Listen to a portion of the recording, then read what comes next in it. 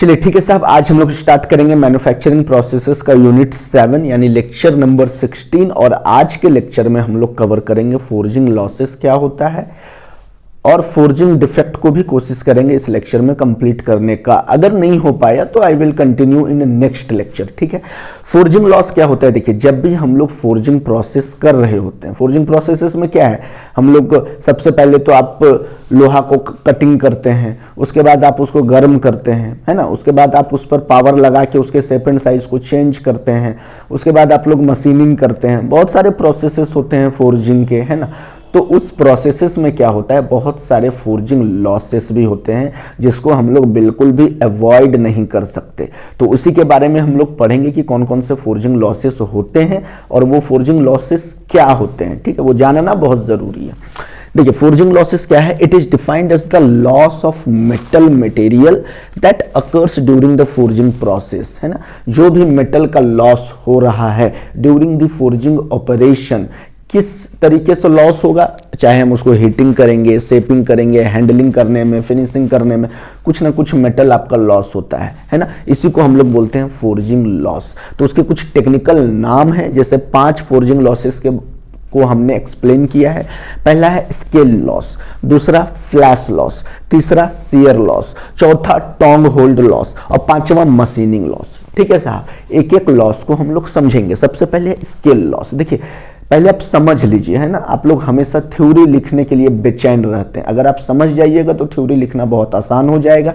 एक ही बार जब आप पढ़ोगे तो सारी चीजें बहुत क्लियरली समझ में आ जाएगी। ठीक है, वरना क्या होगा, बस आपने नोट्स लिखा, रट्टा मारा तोता के जैसा। पहला है स्केल लॉस। तो स्केल लॉस में क्या होता है साहब, जैसे ही हम लोग मेटल को गर्म करते हैं बहुत ज्यादा, और है ना, और फोर्जिंग ऑपरेशन से पहले हमको तो मेटल को गर्म करना पड़ेगा, है ना। तो जब मेटल को गर्म करते हैं तो क्या होता है, वो हवा में जो मौजूद ऑक्सीजन होता है उसके साथ वो रिएक्ट कर कर एक ऑक्साइड लेयर बना देता है। ठीक है, जिसको हम लोग बोलते हैं स्केल। और जब भी फोर्जिंग होता है, बहुत स्पीड से जब आपका फोर्जिंग हो रहा होगा तो बहुत सारे जो स्केल्स है वो फ्लेक्स के रूप में लॉस होते रहते हैं, है ना। देखे होंगे जब गर्म लोहा को आप हथौड़ा से पीटेंगे तो पतला पतला पपड़ी के जैसा हमेशा गिरता हुआ रहता है ना। आप देखोगे जब भी जो ब्लैक स्मिथ काम करते हैं, लोहार जो होते हैं, जब भी वो किसी भी गर्म लोहे को यानी रेड हॉट लोहा को जब वो हथौड़ी से पीटते हैं ना, तो बहुत सारे छोटे छोटे फ्लेक्स यानी पपड़ी के जैसा लोहा से निकलता रहता है। उसी को हम लोग बोलते हैं स्केल। वो कैसे बनता है, हवा में मौजूद ऑक्सीजन से रिएक्ट करके, उसी को हम लोग बोलते हैं स्केल। देखिए, scale loss occurs when the metal is heated to high temperature for forging and its surface reacts with oxygen present in the air. समझ में आया? This reaction forms an oxide layer called scale which flakes off during forging and results in loss of metal.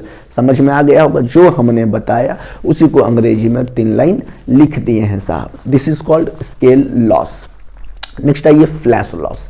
Flash loss का मतलब होता है कि जब भी लोहा गर्म है और 2 डाइज के मदद से, डाइज में शेप बना हुआ है, जब भी दबाएंगे तो जिस शेप का डाइज है उस शेप का लोहा ले लेगा अपना शेप, है ना।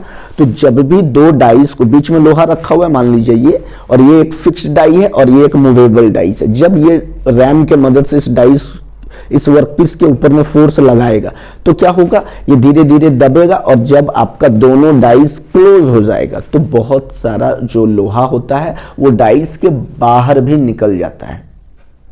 ठीक है ना। तो जो लोहा डाइस से बाहर निकल गया, ओरिजिनल शेप और साइज में आना चाहिए था लेकिन कुछ एक्स्ट्रा हैवी प्रेशर के कारण बाहर निकल जाता है, उसी को हम लोग बोलते हैं फ्लैश, है ना। तो वो भी एक तरह का मेटल लॉस है ना। तो उसको हमने क्या बोल दिया, फ्लैश लॉस। फिर बाद में उस एक्स्ट्रा पार्ट को हम लोग कटिंग करके मेन पार्ट से अलग कर देते हैं। Flash loss takes place in closed die forging. याद रखिएगा, जहां पर भी डाई दोनों आपस में क्लोज होते हैं और अंदर में ही जो मेटल होता है शेप ले लेता है।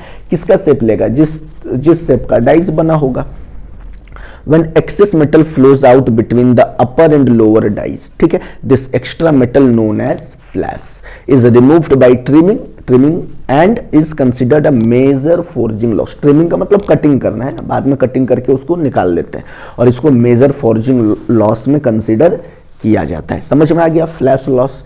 तीसरा है शियर लॉस। शियर लॉस होता है जब भी आप फोर्जिंग करने से पहले मेटल बिलेट को कटिंग करते हैं, है ना। तो हो सकता है आपने कटिंग अच्छे से किया नहीं है, टेढ़ा मेढ़ा काट दिया, अब उसको सीधा तो कटिंग करना होगा बाद में हमको, तो उसी को हम लोग बोलते हैं shear loss. Shear loss is the loss of material during the cutting और shearing of billets from bars और रॉड्स। बिलेट छोटा छोटा सिलिंड्रिकल पार्ट होता है आपका लोहा का, उसी को हम लोग बिलेट बोलते हैं, है ना।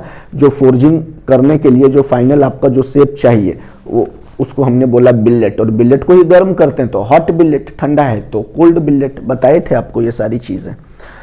फ्रॉम बार्स और रॉड्स, है ना। बिलेट का कोई भी शेप हो सकता है, रेक्टेंगुलर शेप हो सकता है, स्क्वायर शेप हो सकता है आपका, है ना, यानी cuboidal shape, cubical shape, cylindrical shape, कोई भी शेप का बिलेट हो सकता है, हेक्सागोनल शेप का हो सकता है। बिफोर फोर्जिंग, फोर्जिंग करने से पहले हम लोग क्या करते हैं, पहले बिलेट को तैयार करते हैं।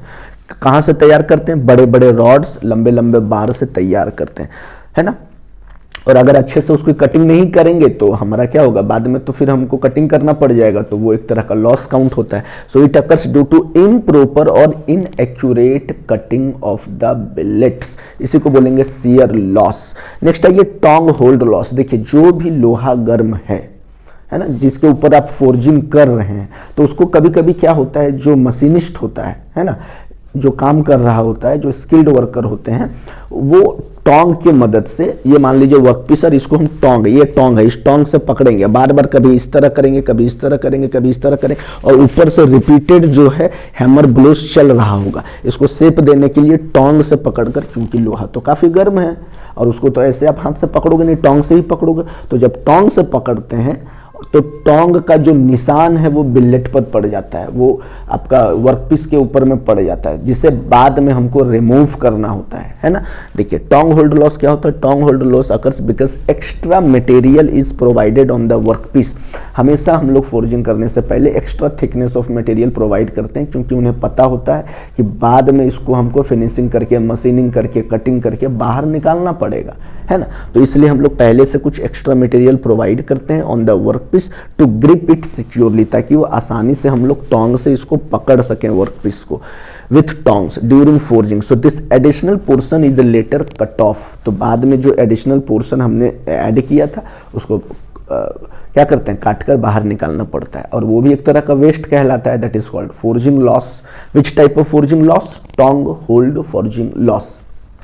और लास्ट है मशीनिंग लॉस। ठीक है, आपने फोर्जिंग कर दिया, अब फिनिशिंग करने के लिए हमको क्या करना पड़ेगा, उसके ऊपर घिसाई करना पड़ेगा, है ना, स्मूथ सरफेस पाने के लिए। तो हम मशीनिंग करेंगे, एक्स्ट्रा पार्ट है तो थोड़ा बहुत कटिंग भी करते हैं, है ना, तो उसमें भी कुछ ना कुछ जो मेटल होता है वो लॉस होता है, जिसको हमने बोला machining loss. Machining loss happens when extra metal is intentionally left on the forged component. हमने पहले भी बताया कि फोर्जिंग करने से पहले जो ओरिजिनल डायमीटर होता है उससे ज़्यादा डायमीटर का बिलेट हम लोग इस्तेमाल करते हैं, क्योंकि उन्हें पता होता है कि बाद में हमको इसके ऊपर मशीनिंग भी करना है, इसको टोंग से पकड़ना भी है, जिससे हमको बाद में कटिंग करनी पड़ेगी। तो इसीलिए क्या करते हैं, वो पहले से कुछ एक्स्ट्रा मटेरियल ऐड किए हुए होते हैं, जिससे बाद में हमको कट करके बाहर निकालना होता है ना, टू अचीव एक्यूरेट साइज। देखिए मशीन, फिर से पढ़ रहा हूँ, machining loss happens when extra metal is intentionally left on the forged component to achieve accurate size and surface finish. आपको पहले भी बोला कि देखिए जब भी हम लोग फोर्जिंग कर रहे होते हैं तो एक चीज का ख्याल रखना होता है कि हमने उसमें एक्स्ट्रा मटेरियल कुछ ऐड किया हुआ, यानी कि ओरिजिनल जो डायमीटर होगा या ओरिजिनल डायमेंशंस होगा उसको हम थोड़ा बड़ा लेते हैं, क्योंकि उन्हें पता है कि बाद में हमको मशीनिंग करना ही पड़ेगा, है ना, जिसमें कुछ मटेरियल लॉस होते हैं, है ना। तो उसी एक्सेस मटेरियल भी एक तरह का लॉस ही है। जब भी हम लोग मशीनिंग करके किसी भी फोर्ज्ड प्रोडक्ट के ऊपर में फिनिशिंग का काम कर रहे होते हैं तो कुछ ना कुछ मशीनिंग ऑपरेशन में कुछ लॉसेस होते हैं, जिसको हम लोग बोलते हैं मशीनिंग लॉस। आई होप आपको ये चीजें समझ में आई होगी। फोर्जिंग लॉसेस क्या होता है, different types of forging losses हमने बहुत ही डिटेल में आपको समझाने की कोशिश की है। आप इसे बार बार सुनिए, इसको एक बार पढ़िए, अपने नोट्स कॉपी में इसको लिखिए, है ना। और ये क्वेश्चंस आते हैं एग्जाम में, इंपॉर्टेंट होता है ये सारे questions, forging defect, forging losses, ठीक है। और जब आपको पता रहेगा कि shear loss, flash loss, scale loss, tong hold loss, machining loss क्या होता है, तो बहुत आसानी से आप, चाहे वो एमसीक्यू क्वेश्चन हो या फिर सब्जेक्टिव क्वेश्चन हो, बहुत आसानी से आप बना सकते हैं। ठीक है, चलिए लेक्चर नंबर 16 को हम यहीं पर एंड करेंगे। नेक्स्ट लेक्चर यानी लेक्चर नंबर 17 में हम फोर्जिंग डिफेक्ट के साथ आपसे मुलाकात करेंगे। तब तक आप अपना ख्याल रखिए और साहब इसको आप अपने नोट्स कॉपी में लिखिए और मुझे दीजिए इजाज़त। जय हिंद।